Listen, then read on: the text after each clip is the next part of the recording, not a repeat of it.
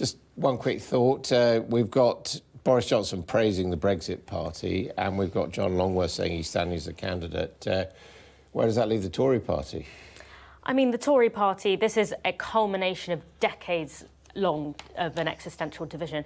But I don't know what Boris Johnson is going on about, talking about how only a hard Brexit is going to get us out of this polarisation. And I'm really, frankly, sick of talking about Boris Johnson as if he's acting in good faith. This is a man who was initially a Remainer, had an op-ed ready to go about why we should remain in the EU, and within 2 days became head of the Leave campaign because he saw it as an avenue for power. And David Lammy recently was saying that he sees the ERG and figures like Boris Johnson as kind of proto-fascists, and this is something that that Boris Johnson takes up in his piece.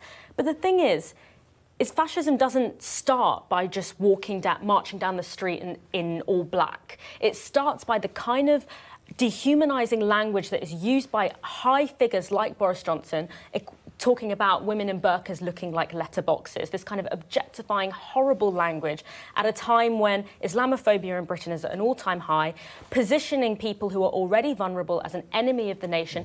That kind of rhetoric is how it starts, and I want to stop it in its tracks. And I think every time we talk about Boris Johnson, we need to realise that we are not talking about a good faith actor. We are talking about someone who is starting us down a very dangerous path. I wouldn't say I was a Boris fan. I see him more as a sort of a means to an end. He is, at the very least, at the moment, on the pro-Brexit side, so that's preferable to somebody who is a Remainer. We're going to have to leave it there. But